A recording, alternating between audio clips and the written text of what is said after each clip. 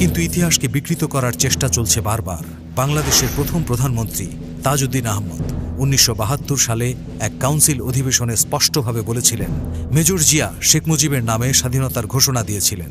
অথচ পতিত শেখ হাসিনা সরকার এই সত্যকে আড়াল করার অপচেষ্টা চালিয়েছে নানান কৌশলে। স্বাধীনতার ঘোষণা এবং মুক্তিযুদ্ধে মেজর জিয়ার সাহসী ভূমিকা শুধু দেশে নয়, বিদেশেও প্রশংসিত হয়েছে। বিশ্বের প্রভাবশালী পত্রিকা new York Times, Wall Street journal, Times ম্যাগাজিনের মতো সংবাদ মাধ্যমগুলো তাকে স্বাধীনতার নেতা হিসেবে স্বীকৃতি দিয়েছে। এমনকি ভারতের তৎকালীন প্রধানমন্ত্রী ইন্দিরা গান্ধীও স্বীকার করেছিলেন, স্বাধীনতার ডাক এসেছিল মুজিব গ্রেফতার হওয়ার পর, তার আগে নয়।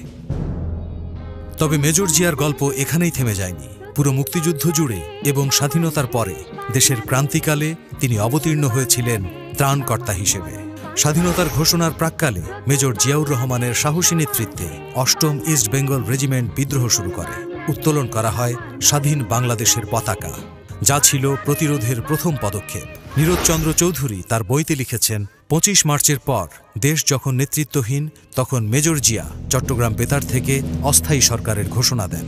এখানে কোনো নাটকীয়তা নেই, কেবল আছে এক সত্য, এক সাহস, এক অনুপ্রেরণার গল্প।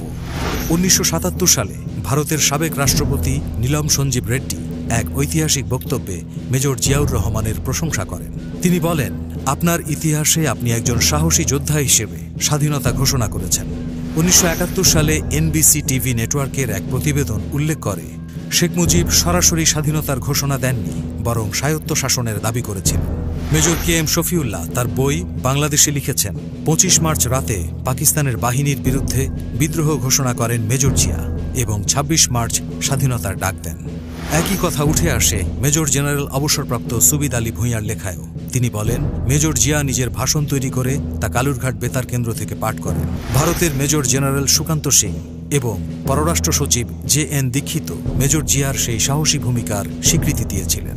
মেজর জেনারেল ফজলুর রহমান একটি গুরুত্বপূর্ণ বক্তব্যে বলেন, মেজর জিয়া স্বাধীনতার ঘোষণা দিয়েছেন, তার সেই ভাষণ আমি নিজেই শুনেছি। এরকম হাজারো দলিল আছে সারা বাংলার আপামর জনগণের স্বীকারোক্তিতে।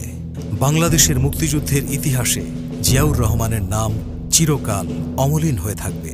তার সাহসিকতা হয়ে থাকবে প্রজন্মের অনুপ্রেরণা।